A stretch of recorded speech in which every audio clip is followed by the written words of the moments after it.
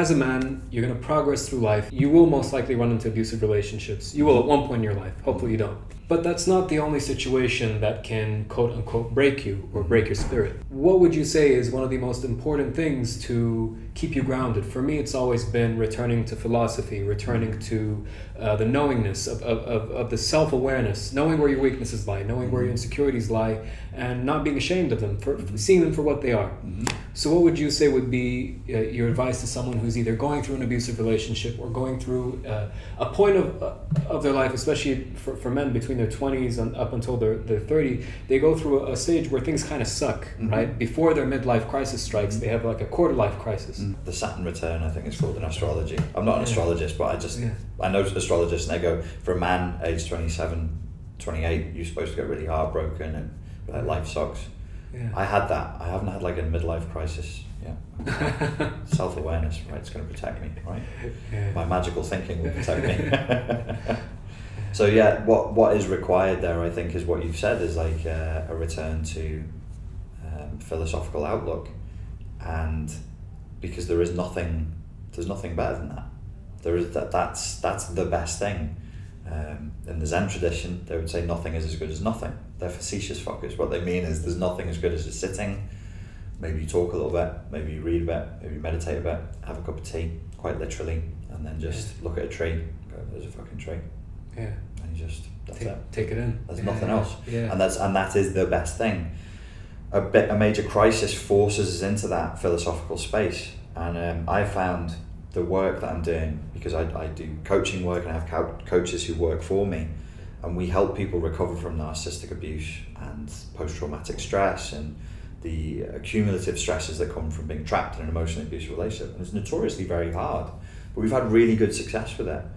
And we kind of like hack the system. It's a lot of philosophy, but we don't enforce a philosophical system. We just go, oh yeah, that's a sad story. That sounds really, really awful.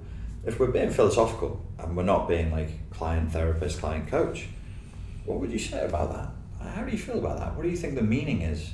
And they go, well, I don't know. My story is there. Well, yeah, that's your story, but what should a person do about that?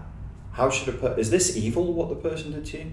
Well, we'd have to discuss evil. No, let's discuss evil. Don't poo-poo it. Don't say, I don't want to get into. No. See it. Yeah, see it. Embrace it. Let's pull it in. Let's pull into the space. Because this is one of the greatest tricks the devil has played, is convincing us that we shouldn't talk about good and evil. So there's this, unfortunately, it probably was a postmodern element that crept into psychotherapy.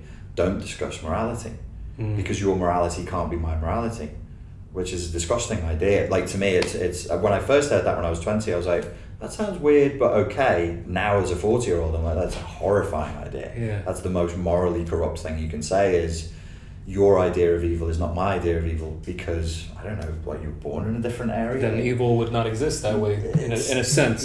So then it becomes, there's no objective evil. Then it becomes, there's only perception.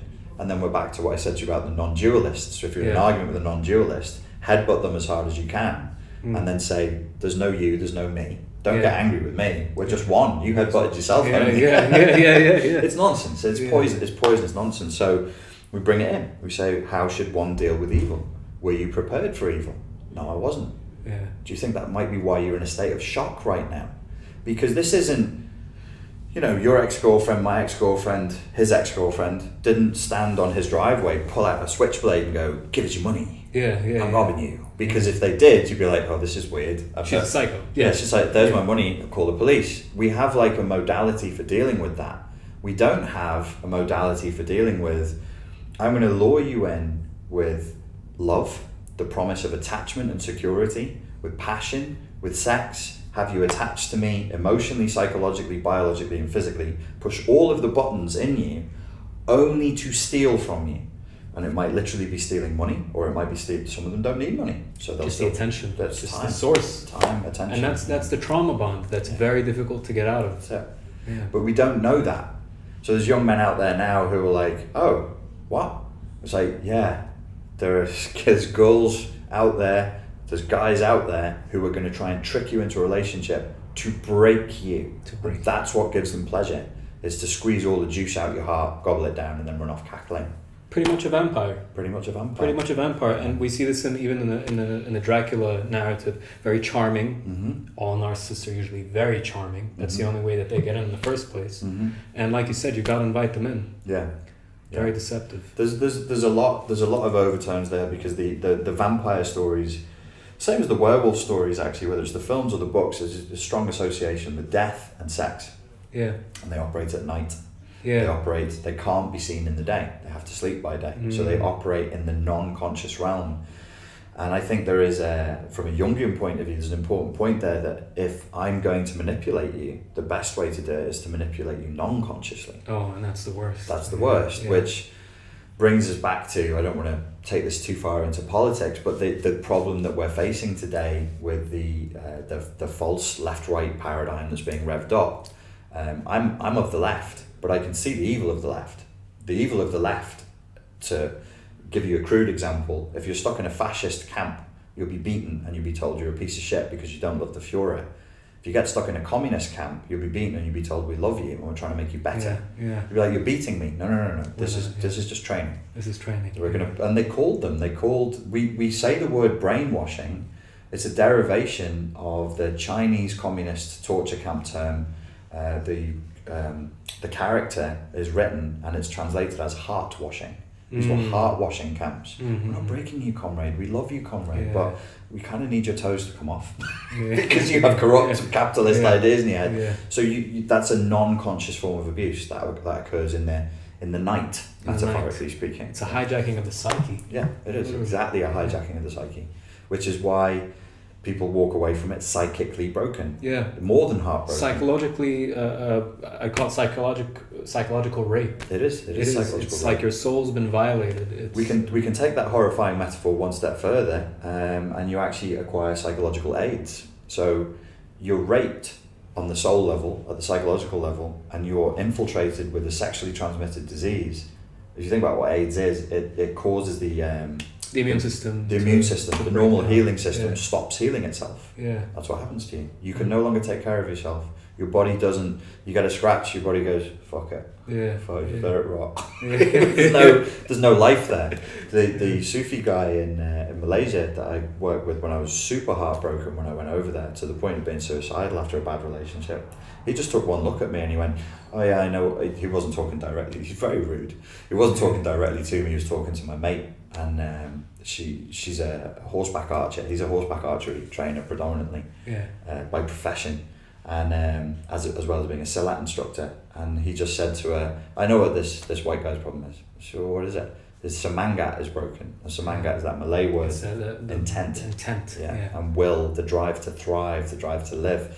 I actually looked it up again yesterday. Apparently, if a song is passionate and fiery and it's upbeat, you can even say that song has samangat. Oh, it's this beautiful. great word that has all these permutations to it. Yeah. But you'll notice, I thought it was really relevant, because if you are very heartbroken and you've been given this narcissistic AIDS virus, you won't listen to music anymore. You won't. You won't listen you to your disassociate. music. You're another. In a way, it brings out it opens your eyes to the darkness around you so much that it consumes you. Yeah. It literally bursts right into you. It's a perverted reality tunnel, and that's the psychopathic element to it, because what the most demonic intent is, which I think is why when you see images of satanic practice, they take the cross, which is supposed to be an ordered value system, and invert it. Yeah. So if you love honor and justice, I'm going to make you hate honor and justice. I'm going to take you and I'm going to pervert you completely. I'm going to invert you.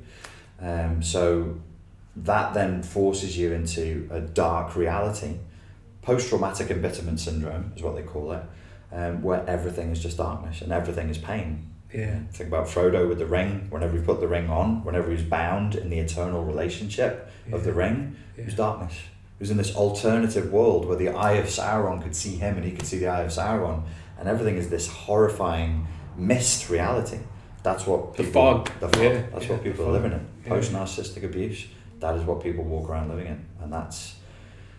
The mission is to try and pull people out of that. Bring them back out. Yeah. Maybe make them never get into it would probably be the right way to do it. Yeah. Well, it's been awesome. Guys, if you want to learn more about narcissistic abuse or see PTSD, if you've been in an abusive relationship or if you think you are going through one, this is the guy that you want to go and check out his channel. I'm gonna leave it somewhere over here. Do some cool editing transition. And Pow. pow. Yeah. So yeah, man, it was a great interview. Thank you. Right, thank you.